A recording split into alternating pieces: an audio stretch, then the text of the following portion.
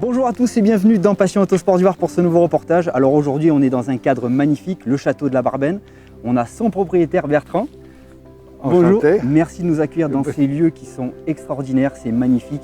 On n'a pas de chance aujourd'hui, le temps il n'est pas de la partie, par contre on a un cadre exceptionnel. Bertrand, est-ce que vous pouvez nous faire un petit historique de ces lieux magiques? Oui, tout d'abord vous remercier de venir, on vous accueille avec beaucoup de plaisir.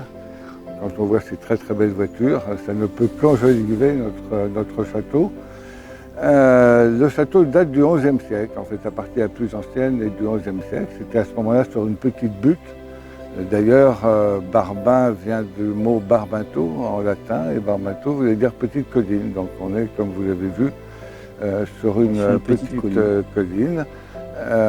Donc au début c'était une motte, un tout petit château, et il a grandi au fur et à mesure des années. C'était un château fortifié dans un premier temps, et ensuite c'est devenu un château de plaisance. Alors il a appartenu à un certain nombre de propriétaires connus, d'abord des grandes familles provençales, ensuite le fameux roi René, qui était comte de Provence et qui est venu dans la région. Il y avait plusieurs châteaux, il s'arrêtait souvent à Tarascon, mais il est venu jusqu'à la Barma. Et ensuite, il l'a vendu à une de ses filles, assez curieusement.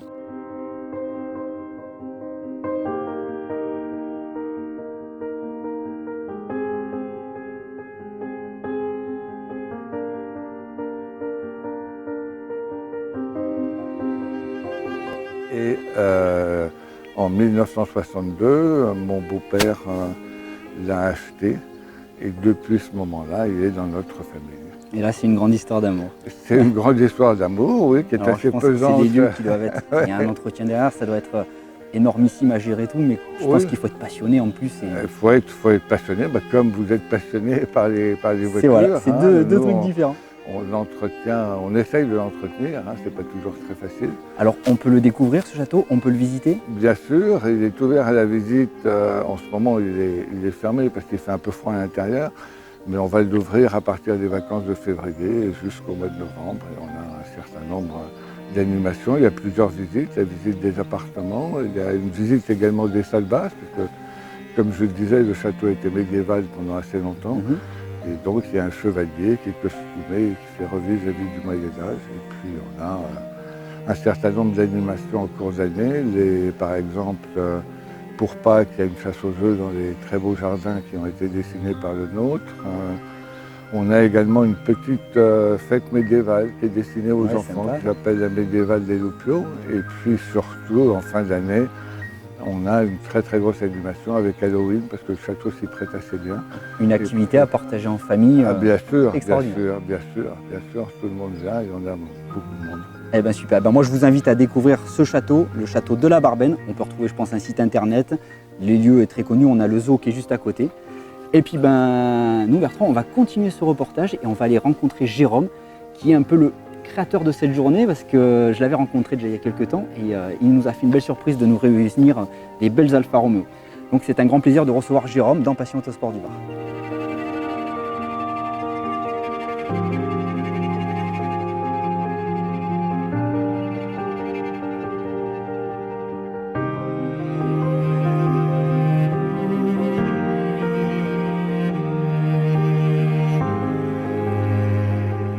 Salut mon Jérôme. Alors là, t'échappes pas la piste. Non, on se les fête.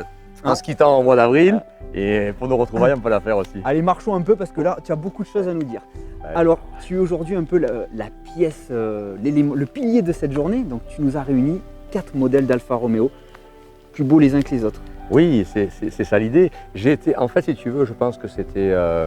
ce qu'on a fait au mois d'avril, c'était un peu une nouveauté entre guillemets, parce que en fait, il y avait beaucoup de gens qui étaient passionnés de rallye aussi, de voitures de course, et c'était peut-être une des voitures un peu plus classiques, je dirais, avec la Giulietta. Ouais. Et j'étais très surpris plutôt de l'engouement qu'il y a eu, si tu veux, dans les commentaires et les visites. J'étais fier aussi, pour être sincère. Et puis tu es un grand passionné. Et un grand passionné. Et du coup, là, l'idée, l'eau a coulé un petit peu, je me suis dit qu'on pouvait faire la même chose, et j'étais ravi que tu sois d'accord avec ça. Moi, ça m'a fait plaisir que tu me recontactes justement pour passer cette journée ensemble, d'autant plus que je te cache pas qu'il y a des modèles que j'ai jamais vus. Que tu vas découvrir. Donc, probablement que certains ça se voit, regardez, vont le découvrir aussi. Oui, on a 4 modèles. L'idée, c'était de pouvoir présenter un petit peu des voitures qui étaient complémentaires, qui étaient sur le catalogue de vente à l'époque, dans les années 60, si tu veux. Et là, ce qui est sympa, c'est que j'ai passé 2-3 coups de fil et de suite, tu as des copains ou des amis, tous des passionnés, qui ont dit de suite Banco, on vient, on pose une journée où on va pas avoir des clients et qui sont là. Donc c'est vraiment Des vrais super. passionnés. Des vrais passionnés comme nous tous. Là. Bah écoute, moi je suis vraiment impatient de continuer ce reportage. Je vais te laisser aux mains de notre ami François. D'accord. Et puis on va rentrer dans des éléments plus techniques, sur les modèles, faire la rencontre de tous ces propriétaires, de tous ces passionnés. Et on va se régaler. On va se régaler. À tout de suite.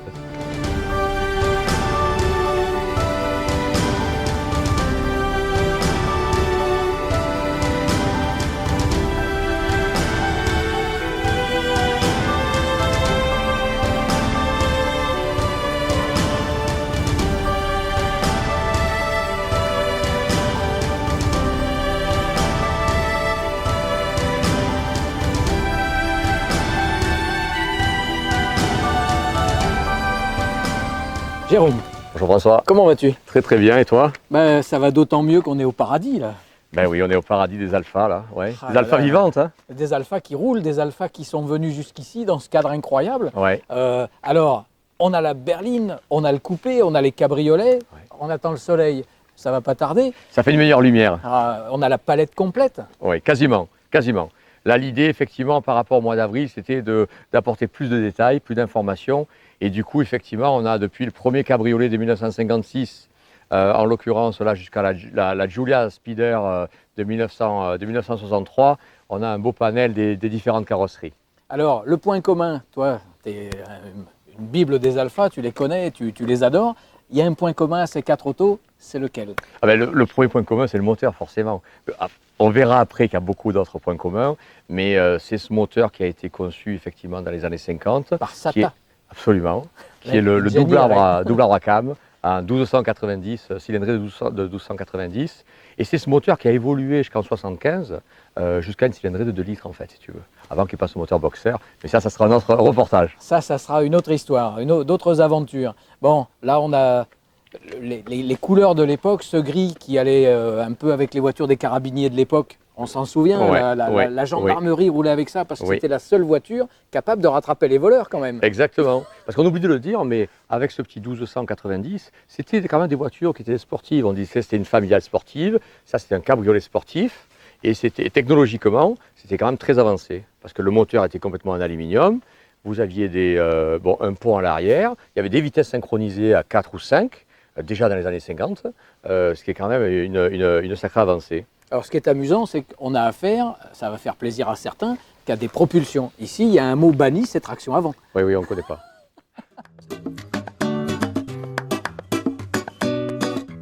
Alors là, j'ai la Bible. Tout le monde me l'a présenté en me disant c'est le pape de l'alpha. Alors du coup, on a levé les capots et on va bénéficier des explications. Là, on est devant une petite Giulietta Sprint, un coupé magnifique, semble-t-il un peu affûté. Tu peux me donner quelques détails? Alors, quelques détails. Le moteur, c'est un 1300. Oui. La tubulure d'admission a été remplacée pour monter 2 carburateurs double corps. Ah, on a donc 2 Weber double corps de Voilà, 40. Voilà. Et il y a une boîte à 5 vitesses au lieu de la boîte à 4. Ah, ce qui fait que bon, au niveau utilisation, c'est quand même un peu plus sympa. Voilà. Là, on voit qu'on a Un filtre à essence. et un régulateur de Et un pression. régulateur de pression. Parce que les Weber, il ne faut pas leur envoyer trop d'essence. hein. Exactement. Exactement. Parce que d'origine, ça y est, hein, sur les alphas. Ouais. Même si on les monte après, elles y sont. Alors, ce 1300, en fait, comme toute la gamme des Bialbero, des doubles arbres, il a toujours été super fiable. Il a une réputation incroyable de fiabilité pendant les 40 années où ils l'ont commercialisé. Oui. D'où ça vient cette fiabilité? Ça vient des gens qui s'en servent ou ça vient aussi de la conception? Mais ça vient un peu de tout. De la conception, c'est évident, mais en fait, ça vient aussi que il faut savoir s'en servir. Il ne faut pas leur tirer dessus quand ils sont froids. Ah, Il donc faut le bien les faire propriétaire d'une chauffer. Alpha, c'est quelqu'un de respectueux. Exactement. Ah. Exactement. Voilà. C'est exactement. Le mot, il est là. Alors on Il respecte faut la respecter mécanique. la mécanique. Exactement. On Voilà. va glisser à la suivante. À la suivante. J'adore cette auto qui appartenait aux carabiniers. Alors j'adore ça. Donc ici, on a encore une fois Un 1300. un 1300. Celui-là est d'une présentation magnifique. Alors d'origine. Oui. Tout est d'origine. Il n'y a que le carburateur qui a été remplacé. c'est un carburateur Weber d'origine, il y a un Solex. Ok. Mais sinon, tout le restant est tout d'origine, boîte à 4. Voilà. Et on a un joli collecteur d'échappement. Il est d'origine, moulé, hein. Voilà, d'origine. Et on voit vraiment que, Il a été peint, mais il Voilà. est d'origine. bien que Voilà. ça soit une petite berline, c'est traité, quand on regarde dessous, c'est rock'n'roll, quoi. C'est vraiment sympathique, c'est très sportif. Avec Dynamo. Dynamo. À pas cette époque-là, en d'alternateur. 64, il y avait les dynamos, il n'y avait pas d'alternateur. Donc on ne reste pas au ralenti, phare allumé très longtemps dans les embouteillages avec les essuie-glaces et la ventilation. Il vaut mieux pas. De toute manière, même sans rien, le voyant de dynamo est toujours un poil allumé au ralenti, alors d'origine. Alors, il vaut mieux la tenir un peu accélérée. Il Voilà. n'est pas à l'étroit ce moteur sous Oh, ce il est à capot. l'aise, non. Jamais de problème de chauffe. Qu'est-ce qu'il y Non. avait comme conseil qu'on donnait aux alfistes pour s'en servir longtemps? Mais comme on l'a dit avec l'autre, hein, c'est de faire chauffer la mécanique, de faire chauffer tous les éléments avant de tirer dessus, surtout en sachant bien que l'huile met beaucoup plus de temps à chauffer que l'eau. Évidemment. Voilà. Donc si on a un manomètre de température d'eau, c'est beaucoup mieux. Et il y a dessus, il y en a pas mal qui l'ont dessus, il y en a qui l'ont pas d'origine. Oui. Et on s'aperçoit quand on a les deux que l'eau chauffe beaucoup plus vite, que l'huile. que l'huile. Voilà. En fait, ce sont des autos de connaisseurs. Voilà. C'est ceux qui les respectent. Voilà. Alors, on passe au petit cabriolet Au qui est à petit côté de nous. cabriolet. Un 1300 encore une fois, c'est Encore le pareil. troisième. Alors Encore là, pareil. À part que là, c'est pareil, il y a là d'origine, il y a la tubulure avec les deux carburateurs. les Weber de les Weber. 40 Voilà. avec la boîte à air en aluminium, le Voilà. montage d'origine. Toujours la dynamo. Toujours la dynamo. Par Voilà. contre, on a changé de collecteur Le d'échappement. collecteur n'est pas le même. Oui. On a un petit collecteur Il est un peu- tubulaire il qui est un n'est peu plus affûté. celui-là. voilà, qui n'est pas moulé avec, regarde, les mentions d'origine, attention, extra. J'adore cette présentation. Donc là, pour l'instant, on a vu 3 1300. On a un beau 1600 magnifique Voilà. dans celle d'à côté. Et si on regarde bien, c'est toujours pareil, l'architecture du moteur est toujours la même. On a toujours ce Bialbero dessiné par Sata à l'époque. Toujours le même principe, à part que celui-là c'est un 1600. Alors on a Et encore il y a une un addition. carburateur, Voilà, un un seul Solex. carburateur, et c'est un Solex. Encore une définition technique différente. Il a vraiment été mis à toutes les sauces ce moteur. Ah oui, oh, il est toujours, d'ailleurs, il est encore plus puissant que ça encore. Hein. Il y a le 2 litres, il y a Oui. le coupé Berton, c'est un 2 litres. Voilà. Ah, puis il a existé en double En allumage. 17 le 1750, il a un double allumage, et GTA. Oui. Voilà. Ah, c'est magnifique une GTA. Un Bon, double eh allumage. ben, on a fait un tour d'horizon des autos. Extraordinaire. Anthony, 30 ans, C'est ça. et c'est un grand plaisir de te rencontrer parce que alors toi, tu es le jeune passionné de ces vieilles autos. Et c'est de plus en plus rare, donc on est la mode Youngtimer, hein, donc Ouais. les trentenaires, C'est vrai. c'est rare de voir des Plutôt. jeunes qui sont vraiment penchés sur les voitures des années 60. Alors comment elle t'est venue cette passion? Moi, ça vient un peu de la famille. Hein. De tout petit, j'ai croisé dans la maison photos, livres, coupes. Et bon, tôt ou tard, je me suis intéressé à ça. Et la passion est venue un peu avec tout ça, quoi. Alors- En connaissant l'histoire de d'où ça venait, voilà. Passion des voitures anciennes ou Alfa Romeo en général? Ouais, c'est venu sur le tard, Alfa Romeo. Après, enfin, au tout début, c'était plutôt généraliste, surtout sport auto. Puis rallye, puis circuit. Et après, bon, pour rouler un peu tous les jours, c'était plutôt rallye. On allait voir, c'était plus simple d'aller se balader sur les routes de rallye. Et puis, on tombe sur des photos. Après, on a connu le grand-père qui a fait tout cet historique de ce qu'il avait fait à l'époque, notamment courir avec la même moto en 63 au Rallye du Var notamment, et où il a fini 5e en général en tant que copilote. Bien. Et le Rallye du pétrole. Et voilà, donc après c'est vrai que c'était un peu l'idée de retrouver un peu la même moto avec laquelle il avait participé à l'époque. Donc c'est un J'imagine. petit clin d'œil, voilà. Alors là, en immersion, c'est le week-end, tu vas prendre le volant de ta belle Alfa Romeo. Ouais. Explique-nous le plaisir que ça te procure. Ah bah c'est complètement à l'opposé de ce qu'on peut retrouver sur une voiture moderne. Hein. Là, aujourd'hui, c'est vraiment la Dolce Vita. On arrive, il n'y a pas de ceinture, c'est un petit 1300, donc ça va pas très vite, mais ça s'insère bien sur le routier au quotidien, donc c'est un On grand parle de plaisir. L'odeur, Ouais. le bruit, Sa vie, c'est une voiture qui vit, voilà. le volant, il n'y a pas d'assistance, Non, il il n'y a n'y a rien. rien, il n'y a rien. Mais- Il n'y a pas de frein à disque, c'est des tambours, donc voilà, c'est une conduite qui est un peu différente de ce qu'on connaît. Faut faire un petit peu le double débrayage pour les vitesses, c'est une boîte 4, Ouais. mais c'est un grand plaisir. Bah, de toute façon, tu vas nous emmener faire un tour avec. Hein. Ouais, grand plaisir, oui. En tout cas, c'est cool vraiment de voir des jeunes qui se remettent vraiment à ces voitures anciennes, où il n'y a pas de spéculation non plus derrière, où c'est vraiment de la pure passion. Et ça, c'est ça, nous, ouais. Ah, on adore. Alors, Philippe, il a ce coupé sprint que je trouve magnifique, qui a eu son heure de gloire au cinéma avec Michel Piccoli. Ils ont été plusieurs dans nos amis présents aujourd'hui à me taper sur l'épaule et me dire « Demande-lui comment est-ce qu'il a fait pour la trouver, c'est intéressant. » Alors, à toi la parole. Eh bien, écoute, tout simplement, enfin tout simplement non, pas tout simplement. Mon ami mécano, qui d'ailleurs, je vous remercie parce qu'il a beaucoup travaillé dessus, l'a vu en passant dans un village qui s'appelle La Ciotat, au bord de mer, dans un garage qui était tout effondré. Et la voiture, en définitive, le toit du garage était tombé sur la voiture. Voilà, et cette voiture elle a été abandonnée par son propriétaire il y a une trentaine d'années. De retour de Monaco, voilà, il avait garé sa voiture dans le garage, sa femme est décédée la nuit, de chagrin. Il s'était fait faire une virée en Italie et quand ils sont revenus, bon ben voilà. Et depuis, il avait abandonné sa voiture dans le garage. Et donc on l'a sauvé, j'ai rencontré son fils, il m'a dit ben ok, papa il veut bien la vendre. Alors c'est pas une sortie de grange, c'est une sortie de dessous le toit de la grange. C'est un dessous de la grange, ouais, c'est une sortie d'épave, une vrae épave. Et voilà. Vraiment, il y avait du travail de carrosserie. Ah oui, un collègue à moi, Hervé, a beaucoup travaillé dessus, mon beau-frère. C'est une histoire, voilà, on a passé, voilà. J'ai une femme très patiente. Hein. Ah, ouais, parce que j'ai passé des nuits dans le garage. Voilà, il faut les remercier parce que sans il faut les remercier. Sans elle, on ne pourrait pas.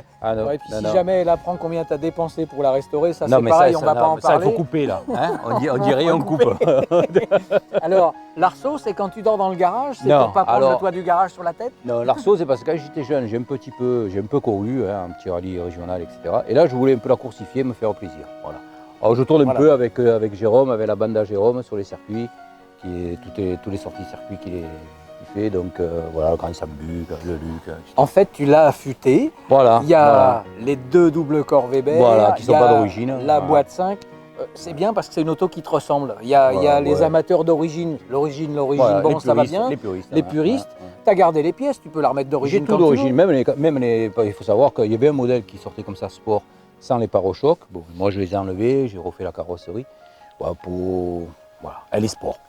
C'était sa teinte d'origine. Ah, c'est sa teinte d'origine, c'est le bleu céleste. J'adore ce bleu céleste. Ah, c'est le bleu céleste. C'est vraiment une belle auto, avec les jantes en magnésium. Voilà. Enfin, celle-là, soit en alu. Hein. Oui, parce qu'en magnésium, il fallait que je revende dans la voiture pour acheter les jantes, mais après, j'avais plus la voiture. Bon, après cette histoire, c'est extra. On continue avec notre reportage. Alors, Frédéric et Bernard, là, Madame est au volant et c'est bien parce qu'on est dans un milieu quand même un petit peu masculin, même quasiment majoritairement masculin. Et du coup, Madame au volant, c'est quand même une bonne idée.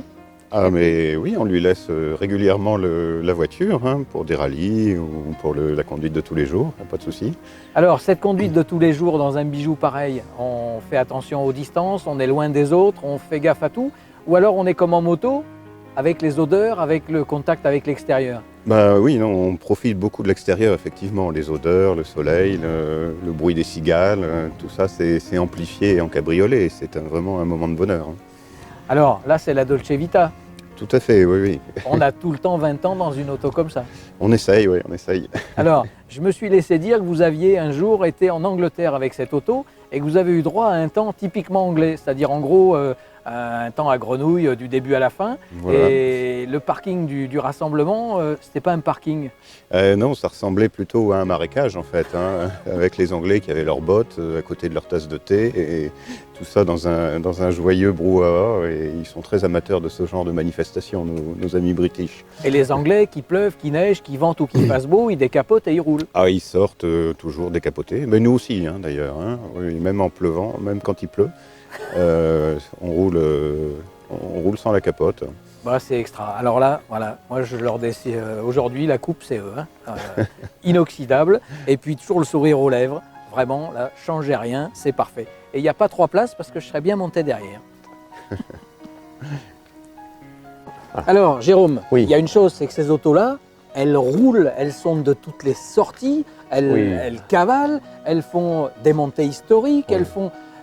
Elle ne reste pas dans un écran. Tu as raison. Bon, on s'est retrouvés, tu sais, avec notre club, là, Museo Vivo Provence, ça veut dire le musée vivant en italien. Oui. Donc, ça veut dire les bagnoles sont faites pour rouler, elles ne sont pas faites pour être dans des garages. Et ce qui est important pour nous, pour moi et pour les gens qui sont ici, si tu veux, c'est que nos voitures doivent rouler, et comme à l'époque, en toutes circonstances. On a dit tout à l'heure que c'était des voitures, des familiales sportives, des cabriolets sportifs, mais elles étaient toutes faites, toutes les compétitions qui existaient. Et regarde-moi par exemple, là, depuis qu'on a fait le reportage au mois d'avril, j'ai fait 2500 bornes pour aller voir le départ des 1000 milles à Breccia, donc à travers les Dolomites, etc. D'ailleurs, tu vois, c'est signé, donc ça c'est une chose. Ensuite, avec certains de mes amis ici, on a fait le même voyage en Roland, donc là c'est sur les routes des Alpes du Sud jusqu'à Digne. Et en septembre dernier, alors c'est pas une course de côte, c'est une montée historique, une rétrospective, Le Ventoux. mais le Ventoux. Voilà. Donc ce sont des voitures qui se sont en fait remarquées sur toutes ces choses-là. Et nos amis là, Bernard et Frédéric, ils vont t'expliquer tout à l'heure qu'ils ont fait 60 000 km avec la voiture. Donc, puis alors, ils m'ont c'est pas là pour expliqué rigoler, si tu veux. ils ont pris le ferry pour aller en Angleterre, ils ont pataugé dans un champ pendant des lustres, les voitures prenaient l'eau, c'était C'est vrai. l'enfer. Mais ils bougent, ils se bougent, ils remuent, les voitures elles roulent, elles ne sont pas sous une bâche, elles ne sont pas Exactement. dans un cocon. Et puis moi je trouve que c'est génial parce que c'est fait pour s'en servir. Et comme disent les Anglais, drive it like you stole it, ça veut dire conduis-la comme si tu venais de la voler. Oui, quoi. exactement, tu as raison. Voilà, c'est comme Voilà, ça. voilà. C'est fait pour rouler, c'est Oui. performant, c'est adorable. Alors tu parles des Anglais, ils ont aussi un autre petit adage qui est « keep the revs up ». Ça veut dire conduis mais monte dans les tours. Exactement. Voilà. Allez. Donc, comme disait Vatanen, les bras, vous pouvez les lever, mais le pied, jamais. Bon, François 1, Jérôme 0, au niveau des citations, je fais forfait. Allez, ça marche. Ciao.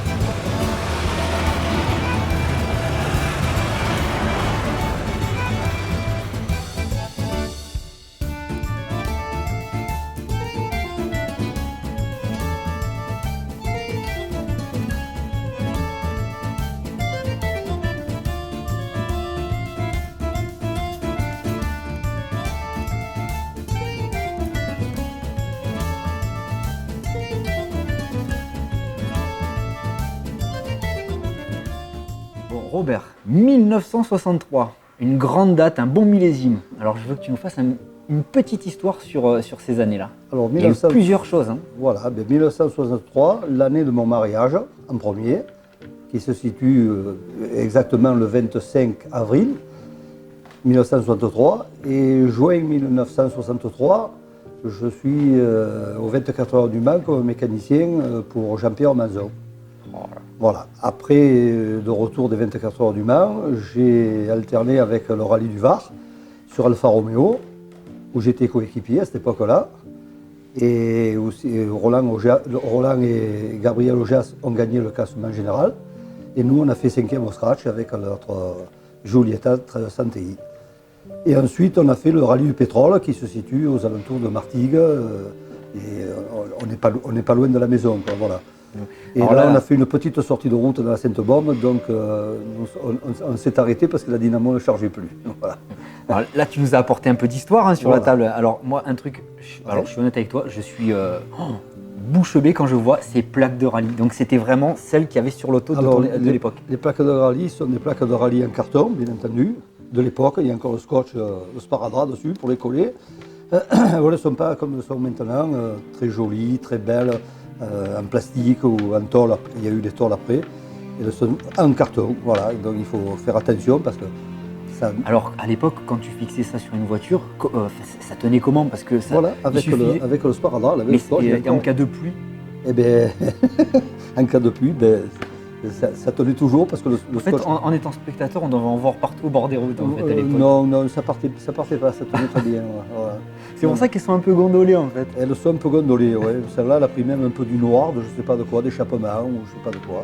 Voilà. Donc alors là, on voit bien 1963. Hein, donc, Mhm. alors ensuite, tu nous as apporté d'autres photos. Je ne sais pas, c'est mon petit-fils qui a apporté. Alors, je sais Alors, pas ce qu'il a le apporté. petit-fils, Je ne sais pas ce qu'il a apporté. Moi. Alors écoute, moi j'aimerais vraiment en savoir plus, donc l'expérience de cette aventure. Alors ça, c'est le rallye le pétrole. C'est le pétrole, c'est le départ de Martigues, de rallye du pétrole en 1963. C'est le parc fermé. C'est du Var. Ça, c'est le Var. Hein. Ça, c'est le Var, c'est le parc fermé du Var. Voilà. Et là, on retrouve le départ du pétrole donc à Martigues, comme je l'ai dit, avec la police de l'époque, qui s'était pas comme maintenant. Ça, c'est la spéciale de Notre-Dame-des-Anges. Et la voiture, elle fait comme celle qu'on a aujourd'hui, elle penche énormément dans les virages. Ça c'est le café gourmand, ça, non? Et pour être à côté, il faut bien se tenir. Il n'y avait pas de ceinture de sécurité à l'époque, et il n'y avait pas de baquet. Ouais, Donc- c'était à l'époque le rallye, c'était vraiment des voitures quasiment de série. De série, de série. Voilà, donc il fallait bien se tenir, de temps en temps lire les notes. Là aussi, c'est Notre-Dame-des-Anges.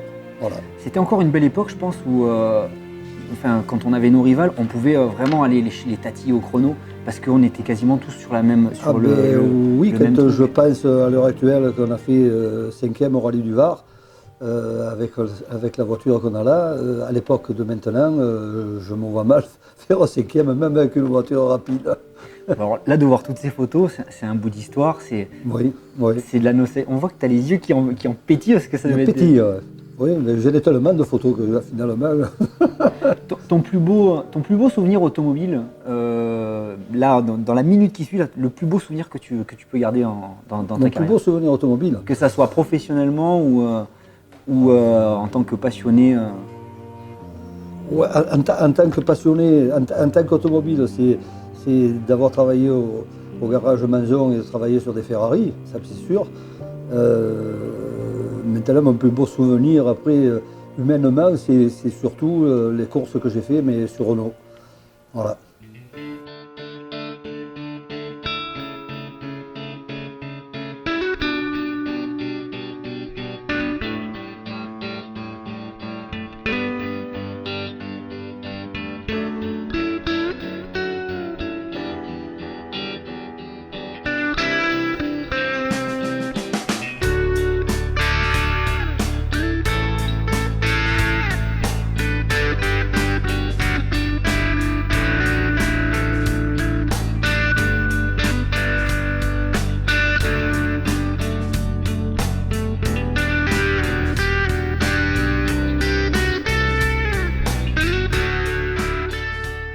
C'est Philippe qui ouvre le bal pour les essais des Alfa Romeo. Alors, j'ai pas du tout confiance. Il est chaud patate, le mec à côté là. Hein Mais non, c'est la spéciale Vernègue.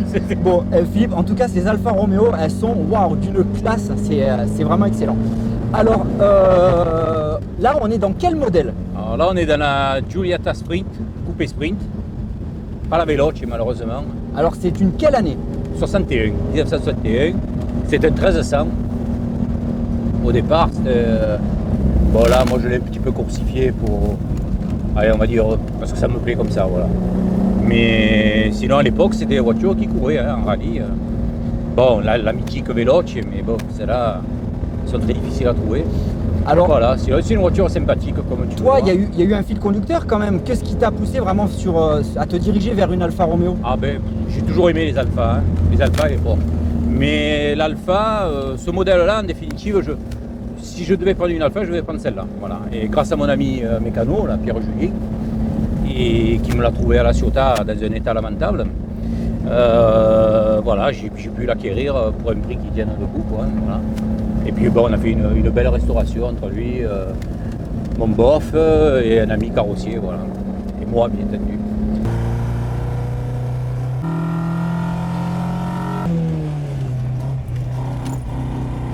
Vous l'avez dit qu'il était chaud patate. ça glisse de tous les côtés. Oh là là là. Oh le bruit.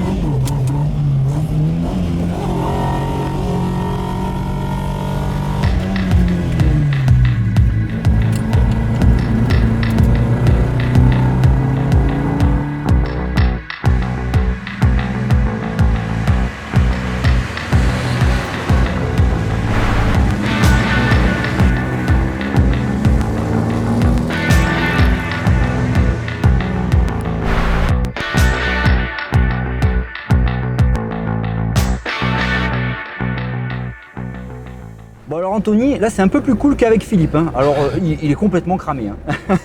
On a vu ça à l'arrivée. Oh là là là là. Bon alors toi Anthony, on va redétailler ce modèle. Donc toi tu possèdes quel modèle? Alors c'est une Berlina TI de 64. Donc c'est les 4 portes de la série Giulietta. Donc c'est un modèle qui est super rare. On n'en voit pas beaucoup effectivement. Ouais. Alors tout à l'heure on parlait donc de ta passion, c'est vrai qu'être jeune et retrouver l'amour d'une voiture ancienne, nous les trentenaires on est plus branchés Young Timer logiquement, donc c'est quand même excellent. Il y a eu un fil conducteur de cette passion.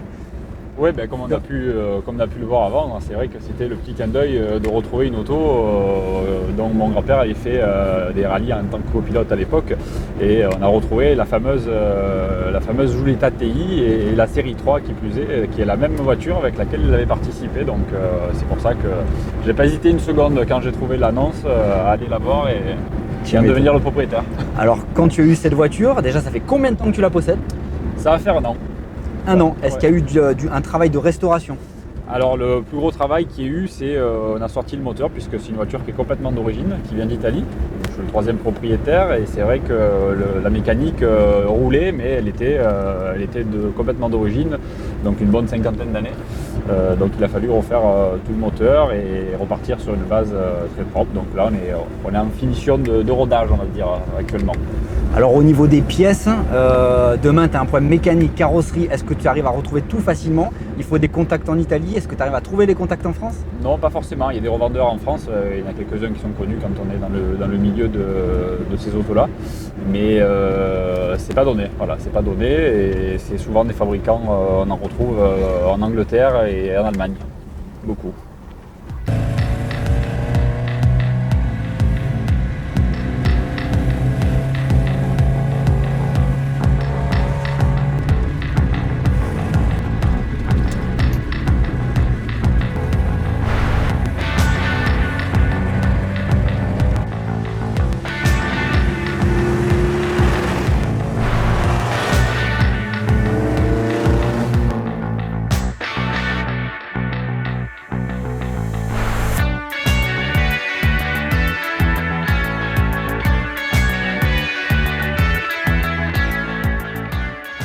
Bernard, après Philippe, après Anthony, donc maintenant c'est ton tour. Alors, on est dans quel modèle?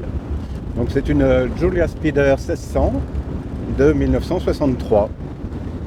Alors, on est là dans le pur cabriolet. Alors, dommage que le temps n'est pas avec nous, d'où ma belle panoplie, mon petit bonnet péruvien. Hein. Alors toi, pareil, Bernard, où a été le fil conducteur de cette passion? Ça vient de très loin, hein, parce qu'en fait, quand j'avais 10 ans, mon père était un fan de BMW. Et moi, j'étais un fan d'Alfa Romeo et j'ai eu que de cesse de lui faire acheter une Alfa. J'ai jamais réussi, mais quand j'ai eu le permis, j'ai commencé à acheter les Alphas. Et puis, de fil en aiguille, on est venu aux anciennes. Alors toi, ça fait combien de temps que tu possèdes ce modèle? Celle-ci, on l'a depuis 14 ans, donc. 14 ans de plaisir? 14 ans de plaisir. C'est des autos qui se conduisent super facilement. Oui, elles sont agiles. Très agiles, oui. C'est relativement On le voit dans la tenue de route. Hein. Relativement confortable. On peut avaler 4, 5, 600 km sans difficulté, sans être fatigué. C'est des modèles qui sont faciles à trouver, que ce soit pièces, véhicules?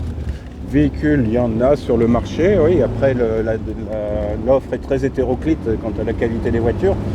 Sinon, pour tout ce qui est pièces, pour l'entretien, non, il n'y a pas trop de soucis, surtout ce qui est mécanique. Bon, après, au niveau carrosserie, c'est un petit peu plus particulier. Oh, j'adore ces autos, que ce soit Philippe, Anthony ou Bernard, ils les conduisent avec des mains de maître. Ils les placent, c'est des jouets, en fait, ils sont à l'aise. C'est extrêmement agile, oui, ça part... Parce qu'on s'en rend pas compte, mais ils ont un sacré coup de volant, toute l'équipe, là. Ah, c'est des malades.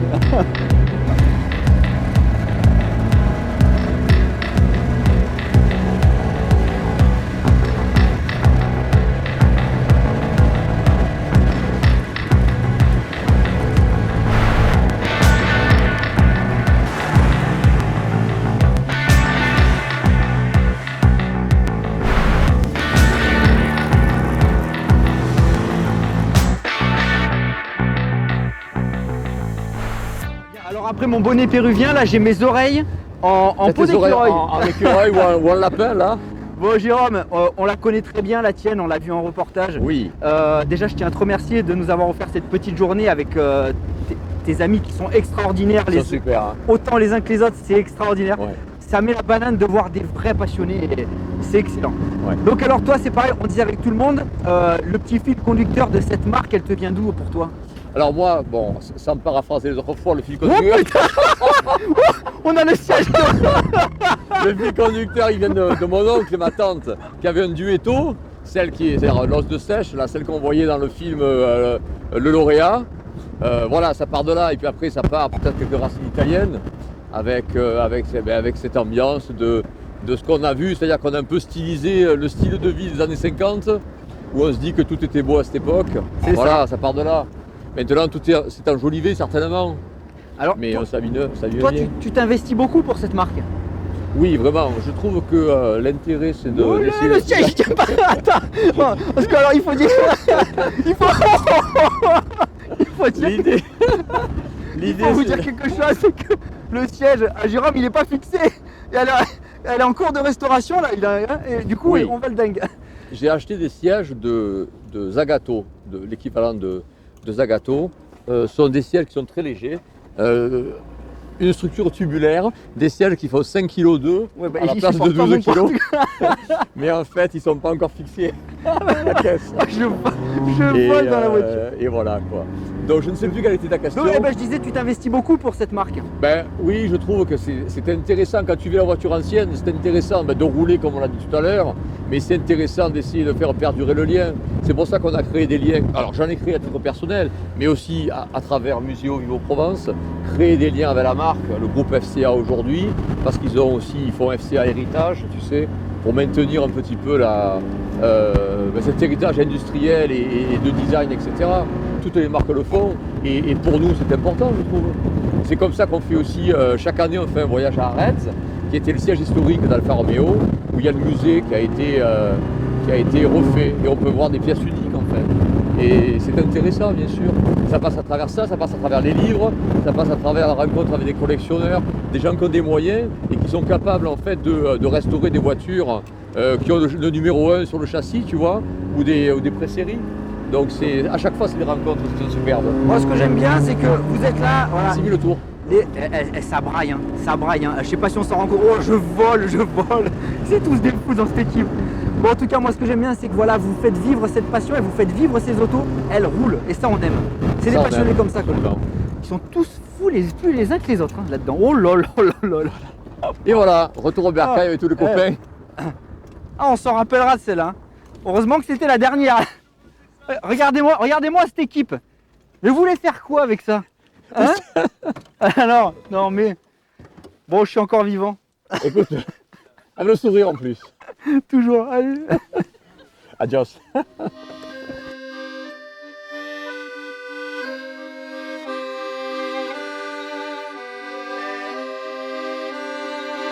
Oui. Bon, alors on m'a dit que j'avais pas assez l'accent italien et la tenue vestimentaire. Alors Bernard m'a prêté gentiment son petit capéo. Et donc c'était un grand plaisir de partager cette journée de... C'est tous des malades là-dedans, ils sont fous, ils envoient les autos, les machins, le siège qui tient pas. Enfin, dans Passion Autosport du Var, c'est ça, c'est de la spontanéité, de la passion, du partage. Et l'équipe que vous voyez derrière moi, eh ben c'est tout ce qu'on aime. Alors Jérôme, un grand merci à toi de m'avoir fait passer cette journée avec toute l'équipe. Tu les as fait déplacer, on n'a pas eu le temps qu'il fallait, mais c'était un régal, vraiment un régal. Donc c'était juste une journée magnifique, je pourrais en rajouter des justes énormes. Merci d'avoir suivi ce reportage dans Passion Autosport du Var, et moi je vous retrouve bientôt. Alors par contre je vais faire un tour parce que je vais leur rouler une petite galoche. Hein? Ouais, merci. Allez mon Bernard, merci pour tout. Au revoir. Merci. Madame. Au revoir. Madame. Robert, toi aussi. Hein. C'est le seul qu'on n'a pas vu conduire d'ailleurs, mais C'est la Bible. quand on voit les photos, heureusement que je suis pas monté avec lui.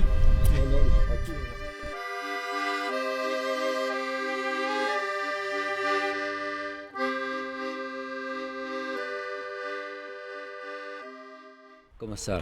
Une Hein? quoi? Et qui te panne sur le nez. Là. Voilà. Alors Mais- attends, parce que moi si tu regardes mon terrain, non. regardez bien de profil, j'ai un Non, gros non, nez. non, non. Ah, Hein? tu es une... tombe comme ça là devant les yeux là, comme ça. Comment tu ferais pour y voir toute la journée? Bah, je louche. Ouais. Enfin, il faut... Ça y est, je peux couper? C'était la blague.